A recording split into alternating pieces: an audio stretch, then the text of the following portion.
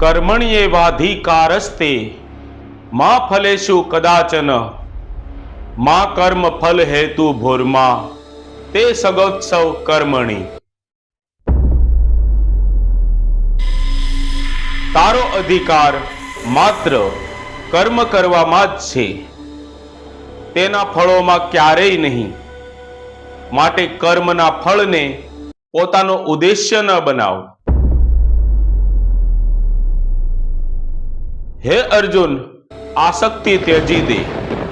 કર્મો પ્રત્યે વધારે પડતો લગાવ ન રાખ.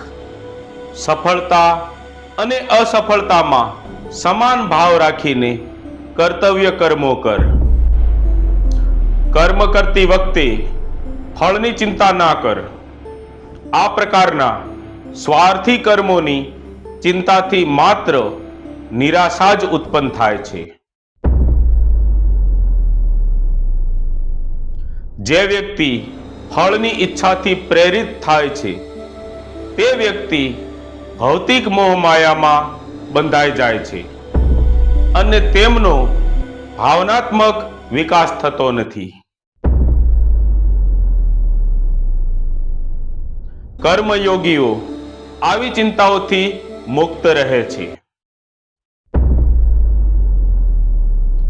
સમબુદ્ધિવાળા માણસ પુણ્ય અને પાપ બેયને આ લોકમાં જ ત્યજી દે છે.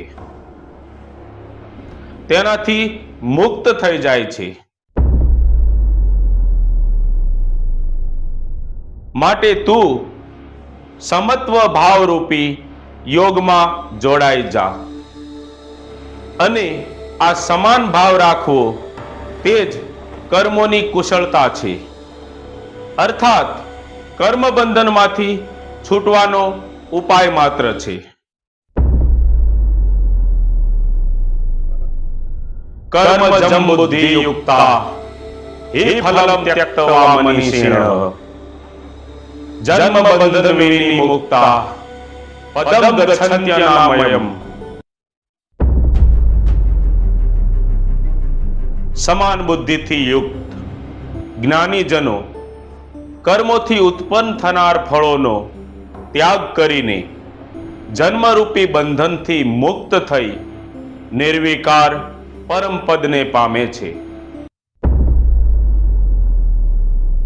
યદા તે મોહં કલિલમ બુદ્ધિ વ્યર્તિતરિષ્યતિ તદા દંતાસી નિર્વેદમ શ્રોતવ્ય શ્રુતસ્ય ચ.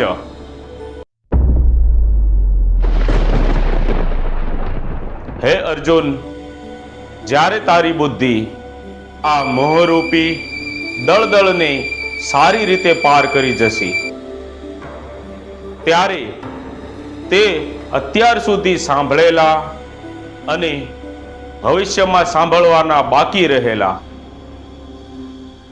આ લોકના તેમજ પરલોકના બધા જ સુખ વૈભવ તુચ્છ લાગશે.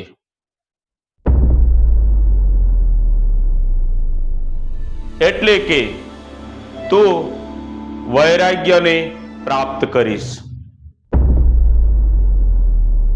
જ્યારે તારી બુદ્ધિ જે અત્યાર સુધીમાં અલગ અલગ પ્રકારની અને સાચી ખોટી વાતો સાંભળીને ભ્રમિત થઈ છે તે બુદ્ધિ પરમાત્મામાં સ્થિર થઈ અને અડીગ થઈ જશે.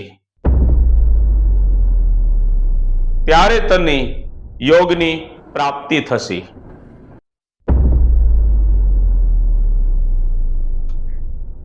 હવે અર્જુનને પ્રશ્ન ઊભો થાય છે.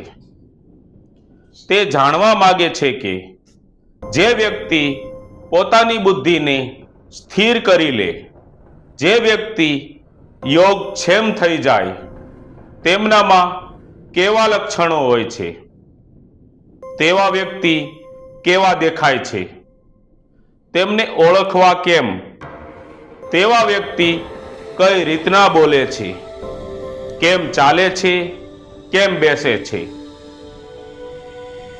અર્જુન પૂછે છે કે હે કેશવ, સમાધિમાં સ્થિત પરમાત્માને પામેલા અને સ્થિર બુદ્ધિ ધરાવતા વ્યક્તિના લક્ષણો શું છે?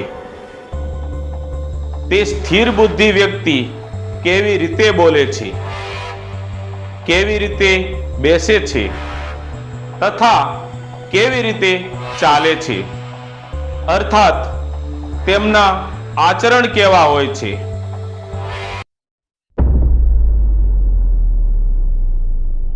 ભગવાન જવાબ આપે છે, દુઃખેષ્વનું દ્રેગ્ન મનઃ સુખેષુ વિગતઃ સ્પૃહ વિતરાગ ભય ક્રોધ સ્થિતધીર્મુ નિરુચ્યતે.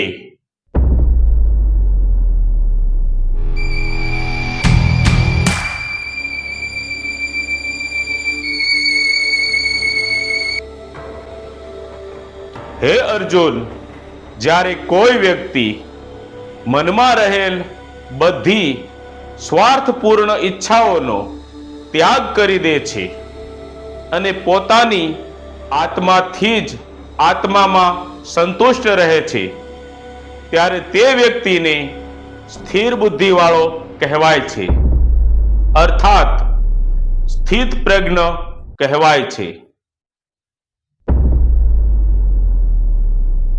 જે વ્યક્તિ દુઃખોમાં પણ વિચલિત નથી થતો, એટલે કે મૂંઝાતો નથી, સુખોની પણ ચાહત અને લાલચ નથી રાખતો, અને જે રાગ ભય ક્રોધથી મુક્ત છે, તે સ્થિર બુદ્ધિવાળો મુનિ કહેવાય છે.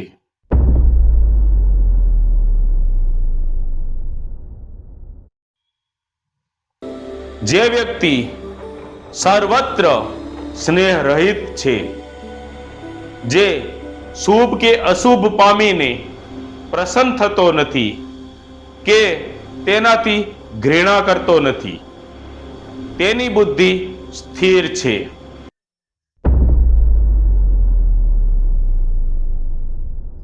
કાચબો જેમ બધી બાજુથી પોતાના અંગોને સંકોરી લે છે, તેવી જ રીતે એક સ્થિર બુદ્ધિવાળો વ્યક્તિ પોતાની ઇન્દ્રિયોને ઇન્દ્રિયોના વિષયોથી, જેમ કે રૂપ રંગ ધ્વનિ ગંધ વગેરેથી દૂર કરી લે છે, તેની બુદ્ધિ સ્થિર છે.